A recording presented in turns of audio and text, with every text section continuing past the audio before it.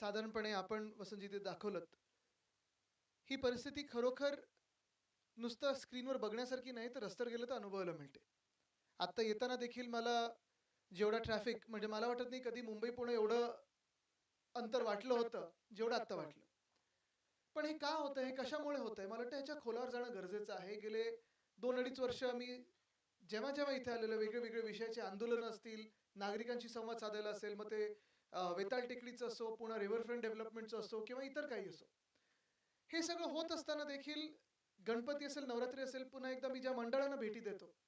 आधी जसं पुणं कधी एवढं लगेच पाण्यात बुडायचं नाही किंवा तुंबायचं नाही पाणी, तसं पाणी तुंबायला लागलेलं आहे. पूर जे आपण पाहतो, ही परिस्थिती वाढायला लागलेली आहे. एकंदर एक साधारण 7-8 वर्षापूर्वीपर्यंत जे वाटायचं, की ह्या शहराला एक पुढे संधी आहे, ग्रोथसाठी संधी आहे, ॲस्पिरेशनल शहर आहे. ते शहर कुठे ना कुठेतरी आता चोक व्हायला लागले का?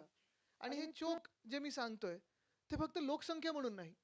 ते तर एक नैसर्गिक वाढ असतेच, फ्लोटिंग एक पॉप्युलेशन असतं. जे बाहेर काम करतात, येतात, जातात. जसं भाऊ आता सांगत होते, की पिंपरी चिंचवड असेल किंवा पुणे असेल, कुठेतरी आता एक व्हायला लागले का? ही देखील आपण अ, एक शक्यता पाहत आहोत. पण हे होत असताना प्रशासकीय जे काम झालं पाहिजे, जे शासकीय काम झालं पाहिजे. अनेक विषय इथे वर्षानुवर्ष प्रलंबित असतात. अनेक विषय जसं आपण पुणे बघतोय इतर शहरांमध्येही देखील. आणि परवा म्हणून ह्याच प्रेझेंटेशनमध्ये एक मी पैज लावली होती, की आपल्या देशामध्ये मला एक शहर दाखवा जे भाजप शासित आहे आणि ते चांगलं झालं की सुधारलेलं आहे. ज्या शहरांवर किंवा ज्या राज्यांवर भाजपचं राज्य येत गेलं, त्यांचं सरकारे बनत गेली. ते राज्य असेल किंवा ते शहर असेल, हे उलट्या दिशेने प्रवास करायला लागलं. मग साधारणपणे जे काही वचननामा की त्यांचा जाहीरनामा असतो, ते त्या जाहीरनाम्यात दाखवतात. आणि जमिनीवर काय असतं, हे जे अंतर असतं हे फार मोठं असतं. म्हणजे त्याला कुठची मिसिंग लिंक पण नाही जोडू शकत, असं एवढं भयानक अंतर असतं. आणि हेच कारण आहे, की प्रत्येक निवडणुकीच्या आधी किंवा निवडणुकीला सामोरे जात असताना, भाजप कधी स्वतः केलेली कामं दाखवू शकतच नाही, कारण कामं तशी केलेली नसतात. एकतर दुसऱ्यांनी कामं केली असतात, त्याची नावं बदलतात किंवा फिता कापतात. किंवा सगळ्यात सोपं त्यांचं इक्वेशन हे असतं, जातीय दंगल किंवा जातीय तेढ निर्माण करा, धार्मिक तेढ निर्माण करा, समाजामध्ये वाद निर्माण करा, भाषेमध्ये अंतर निर्माण करा.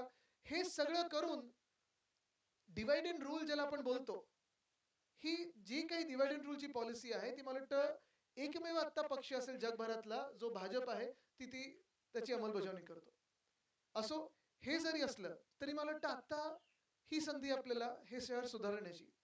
आपण सगळेच पक्ष म्हणून जर एकत्र आलो, नागरिक म्हणून जर एकत्र आलो, तर जी काही दडपशाही आपल्याला चालू आहे, म्हणजे मला आठवतं ना, आमचं सरकार असताना देखील जिथे-जिथे